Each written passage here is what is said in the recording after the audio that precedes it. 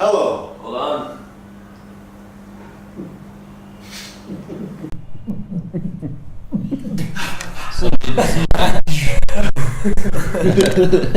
That's pretty good intro. We are the four guys with a job, and this is another monthly check-in. One of us is going to be without a job soon. Yeah, I'm done teaching in 2 days, but hopefully I will still have a job with our business at that point. Yeah, we got some meetings to determine that. We hope you do too, dude. We'll talk about it. Yeah, dude. I know where my vote's going. I'm the last one teaching. Last man on the boat. Last man on the boat. And for that, you get a teaching story. So I really just wanted to parallel my student. His name's Derry. He's adorable. Best thing about his name's his name's Derry. Like no milk. I. D-A-R-Y. Is he low fat? His boss. He's not low fat. Anyway. Do you give him 2% on all of his grade? On all of his Very marks? nice, very nice. Fair. You split the lessons half and half. Oh, yeah. I'm sure, I mean, if he's not a bad student, I'm sure he rises to the top. So. Oh, he sure is cheesy. Okay, yeah, this is sick. Okay, anyway. Things are going well. So Derry, what's cool about Derry is he's really excited about every class, and every day I'm like, Derry, like what's up? How are you doing, Derry? He's like, I'm so good. And I'm like, whoa, like pure. That's tight. He is happy, you know? And it's because like every week, like his mom bought him something new. Like it might be like a little Ninja Turtle or like a little this or that. He's like, my mom bought me this, and he shows me, and he's super excited about it, right? But that's not why I'm telling you about Derry. Why I'm telling you about Derry is because I have so much respect for the kid because of how much he doesn't care about his mistakes. And he is just spitting out, like just trying to communicate. All of a sudden, we're talking about Pacific Rim and giant robots fighting, and how there's, and now he's like, and he's like, and he's like, and some people don't like it. Some people don't like it. They say it's possible. I mean, oh, you mean impossible, Derry? And anyway, but like it is just like so cool because everyone always talks about how life's about like making mistakes and like just being comfortable making mistakes, And he's like sort of the embodiment of that with the language and to look at it in that simple sense and see that he is so willing to just freaking go for it is super like gosh. That's pretty tight. Super inspiring even. So cheers to you, Derry. Cheers, Derry. When you see this in 10 years, you're all grown up. My little student, Your Derry. little guy. Speaking of making mistakes, I gave a lesson on that yesterday because my schedule changed and I wasn't paying attention because I got 2 weeks left and they gave me an extra class for 2 weeks. So I was 5 minutes late last week and then I was like, hey, do I have a class? No? Okay, and it turns out I did. So I was 45 minutes late this time and I came in and I was like, okay guys, I'm not in the same class? Yeah, and they're calling me out and I'm like, yeah. Listen, this is my fault. This is my mistake. I put I could easily put the blame on someone else, but at the end of the day, it's my schedule, and I need to who else is responsible for my schedule but me? I'm like, I just taught them for 45 minutes. I was like, Because at that point, your lesson plan has gone to shit. Yeah, there's also a day where we didn't do anything. So, Perfect. so I was like, mistakes. This is why you were so late anyway, right? Yeah. I was like, you only learn from mistakes. They don't have to be your mistakes, right? And I'm trying to teach them that, and you only learn from mistakes when you look at them. If you touch the stove and burn your hand, you're like, oh, I burned my hand because I was wearing these cool yellow shorts today. I'll never wear those again. You're gonna burn your hand again when you touch the stove wearing your orange shorts. Sorry, guys. Could be correlation. This is a lot who's not late for another meeting. Yeah, and it's hurting. So I feel like I gave them one good lesson in my 2 classes I taught them both times being late. That's Jason's That's my alarm. What were you guys gonna do today? This is my weekday alarm, dude. It's our weekday alarm, dude. I have a job. Okay. Oh my gosh. Another lesson I feel like I've taught these kids, or that they've taught me, is about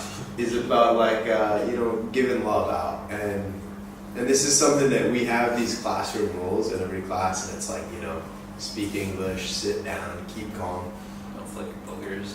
And that's not a rule. That's not a rule at all. Sometimes we play Simon Says, and I tell them, like Simon Says, put your finger up your nose. Simon Says, touch your friend. Touch your friend, exactly. I have fun with Simon Says, but I've been making the sometimes you'll add a sixth rule to it. It'll be like no eating, no shouting, right? Like all these no's. And at first I did that, but I did like no laughing, which was hilarious. And I would like give them a smiley face if they laughed and like scold them, and they'd scold me if I laughed.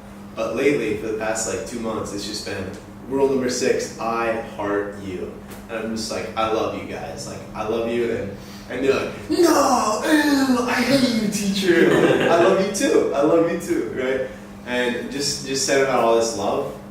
And we talked about this, like, is that a good thing? Like, culturally, we're in, like, it's a different culture, and how will that go over here? And we really, like, the other day, we had this conversation. I just remember we made knives. Oh yeah. So the other day we had a conversation about it, and we're like, who knows? But I think putting out all that positive energy is a good thing. And this week, I really, like, as my last week teaching, I really got validation from these classes that, like, I've been doing the right thing with it.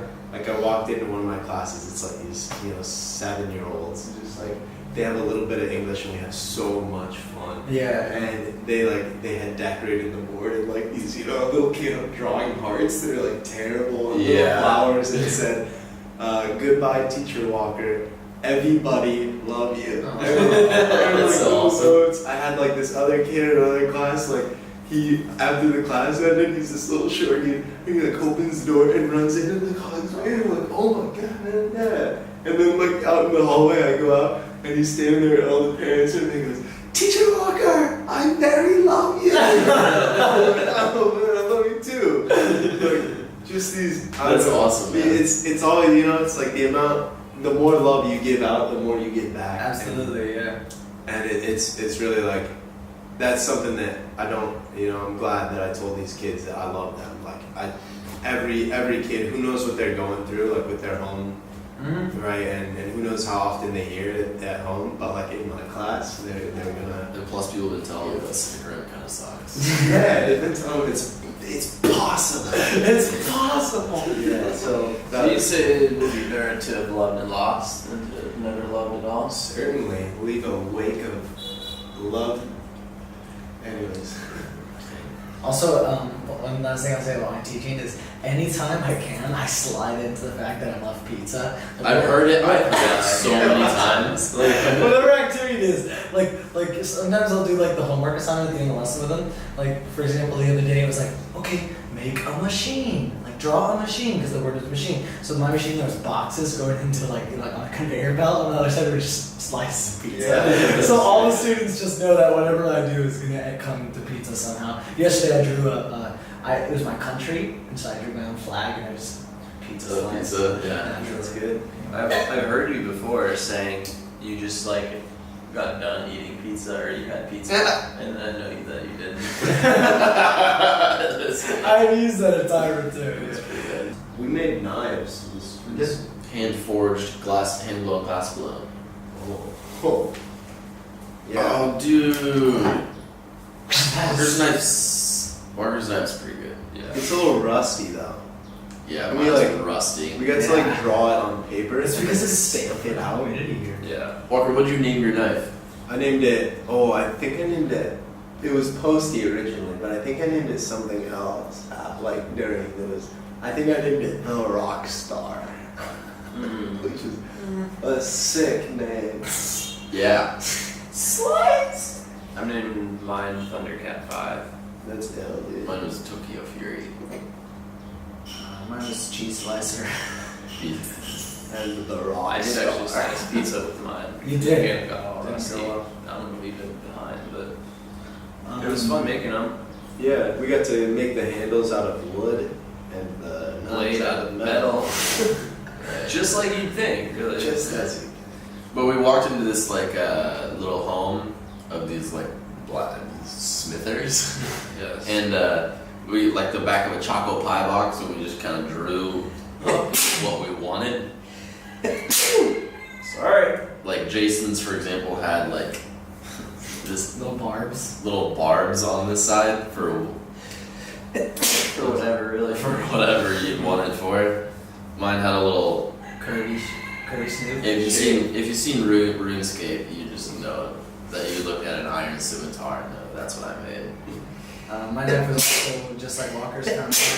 But what was kind of cool about it was kind of wild is like you know in the States, like if you were gonna do a tourist experience like this, sort of like you'd be like kind of maybe making the knife a little bit here and there. But here like we got there and he would go and sit us down by the oven and we were like in the oven. We were grabbing the orange blade out of the oven and then setting it on like the anvil and just hammering it and we're cutting up the handle with this sharp blade. We're like really could have been very easily, like if we were not being smart, like you could have easily cut you know, a nice chunk of your finger. We didn't sign nothing, you know, you just roll up and you just start cutting away. In the US, they make us put on like space suits, like sign 100 waivers, just to be able to like do one. No wonder everything's so fucking expensive. States. You can put a link to this thing in the description. Backstreet Academy? Yeah. Backstreet Academy is a cool thing. If you're in Asia, gonna be in Asia. It's kind of like an Airbnb, but for cool experiences like making knives and forging. From the depths of hell. They help facilitate the communication between Standard metal. between people. Like you know, like where these guys didn't speak English, the Smithers. But Mr. Smithers. Anyway, but they help facilitate that, and it's not too expensive, and it was a cool experience. So cool. Check out Backstreet Academy. It was really not fun. sponsored, not influencers yet. No affiliate link here, just a normal link. Just a normal link. Just normally. Pretty much balls us out, but Yeah. So hit that subscribe button, turn on the little bell, the mushroom poppy. Now speaking of influencer, this month it was Saturday night, and you know as we do. Give us the thumbs up. As we do our Saturday nights, I went to like a little like bar thing in the area where it was like it looks over the lake, and I was just gonna have a beer and like do some work looking over the lake. So I was working for like 15 minutes and having a beer, and then a dude like sitting 3 seats down from me was like, "Are you one of the guys from Trekyeah?" And I was like, "No shit." And so just like it's pretty wild. Like our reach is not that far. You're watching it, but It's just you guys. It's just you guys. But so Sean, if you're watching this, dude, it's good to see you again, man. But anyway, just kind of wild. So just knowing you might see us in real life. Holy crap. We're a lot bigger than we look. Trying to freak out. Wouldn't that be a treat? Well, I gotta tell one of his wild stories. Yeah. So he had, so he was working at a cafe, and Where's he from? he's from the U.S. East Coast. I don't remember specifically. Sorry, Sean. And anyway, so he's working at a cafe, and I don't know, his bike's outside, his motorbike, and I guess while he was in the cafe, a white couple, a man and a woman, hopped on his bike and stole it. And the security guard, because they have security guards that sit outside these places, was like, oh, just some white people, you know, grabbing the bike. Like, not the same guy, but like, probably. White people. Friends. Yeah. So anyway, the bike's gone and comes out, and like, I guess the couple had left. It was a similar bike. But a worse bike. And so they had used, apparently that key worked in the nicer bike. It was sure fun. So, there's like 3 or 4 key molds here. so anyway, they took that bike away, and it's just like, oh shit, you know. So he just drove their bike for like a week, and was like kind of like upset because he's like, you know, he was renting this bike, he was gonna have to return it, and like, oh, you know, I'm gonna have to pay, like, at least have a bike. Anyway. A week goes by and he gets a call from like that place. He's driving their bike. He's gonna have to pay the wrong bike fee. Yeah. Oh, that's gonna be all. So an extra $100K. Did it in the wrong bike. So anyway, he gets a call from the manager, and they're like, "Hey, the couple who stole your bike, they're here. They're eating." And so he takes their bike to the They cafe. say they always come back to the scene of the crime. Yeah, so sure don't do it. Just to have a nice coffee and a lip gloss. See, there's a better bike laying around. Yeah, so anyway, they're eating there, and so he takes their bike there, comes and confronts them, like, what the? And they were a French couple, and I don't know, he said that they were like, they made a mistake, and they were like, I don't know, apparently there's like their English deteriorated over time, you know? And he was like, at one point, he's like, frick it, I just want my bike, okay? Leave me alone, and just he got his bike and left. That's awesome, though. Pretty wild. And then another quick story, he Just got remember his... out for like a week bummed out. That's so good. Yeah, He made it back. So anyway, And that he was it. good from there, right? And he was good from there. Good. So- And the other thing I will say about him though is So he is 100% cash. He's got some weird bank thing, credit card thing, I don't know. And so he's got a bunch of cash. Sorry, Sean, the U.S. government. I hope they're not watching this. Sean has made no money this year. Actually, most of us really haven't. True, no. Walker? We're about to leave Hanoi. We are about to Did leave. we tell that already? No, we've been saving it for right now. This is our last day. It is. We fly out. And by our, I mean yours. We're gonna be on a plane in 3 hours. Jason and I will be. We're gonna go to Da Nang. Spend about Da Nang City, and we're gonna spend about a month there before. We'll be chilling, relaxing out in the pool. Beach. It's too long. A beach is really just a big pool. It's gospel. God's pool. Gospel. Cosplay. We're actually planning to do a lot of cosplay. Yeah, we're gonna do a lot of cosplay. I'm gonna be Squirrel Yarushini. I'm gonna be Groot and Rocket. Half and half. One thing that we didn't talk about with Hanoi is our house is somewhat annoyingly right in a market. So every morning there's a market just in our alley, Yeah. and so our front door there's even a little vendor who has her whole setup in front of our front door. And so every morning when if you're leaving before 11 or 10, it's oh good morning, and she gets to Are you kidding me? yeah, hop out of the way and move her stuff. I personally really like it. Oh, she's I like it too. What's she? The woman. What's yeah, she she's sell? awesome, What's she but sell? The market in general, walking out to that. Yeah. It's just a cool thing to walk out to because. I pretend I'm falling out of platform 9 3/4, And then you're just in this market and Yeah. people are walking around and it Yeah. stinks like fish. Get out of the way, man. Or whatever. It's just good for imagination's sake. But what does she sell? The girl in front of Tofu her house? blocks and greenie juniors. Yeah, she sells just Blocks tofu of tofu, bricks, and and a leaves. bunch of leaves. And maybe they're not tofu blocks, maybe they're. I think Bricks of cocaine. Yeah. Yeah. At 420, she was selling something special. Just playing. No, same old shit. Nope. Still tofu. Tofu and leaves. Maybe they're like basil or some kind of spice, but they're just straight up leaves. Yeah, but it looks like a pretty bland combination. We could help her source products. We could totally help her source products. She could start selling cheese graters, Oh no, it was a really good time though. Fidget spinners. fidget spinners. Yeah, Hanoi is. I will say I like Saigon better. I like Hanoi better. I like Hanoi better. I like Saigon better. Saigon is 50-50. yeah, Saigon is different for sure and good in its own way. It's hot. But when you put them head to head, I go Hanoi. Yeah. It's pretty close for me, but Yeah. I like Saigon. I think the food is better Up here. down there. Down there. Really? Like the Vietnamese food or The Western? Vietnamese food, the Western food, I think in general the food Huh. is better. I like the weather. It's gray skies. I like the Hanoi up here. I like the weather. the weather up here. I'm not into it. But I do. There's something about Hanoi. We got a lot of work done while we lived up here, and we were already on that trajectory to kick into gear and get shit done. But we really, The heat, really man. kicked into gear, and I think I felt something about the atmosphere up here, the attitude of every city has its own flavor. Mhm. And for some reason, Hanoi's flavor just made me absolutely want to get it, like there were times I'm riding home on my moped and just like in the city, or riding home on the back of a grab in the city, just looking around, just like, let's go. You're just let's go. And you're just tossing down a couple of Custas. Let's go. Tossing down a couple of pastas. Yeah, dude.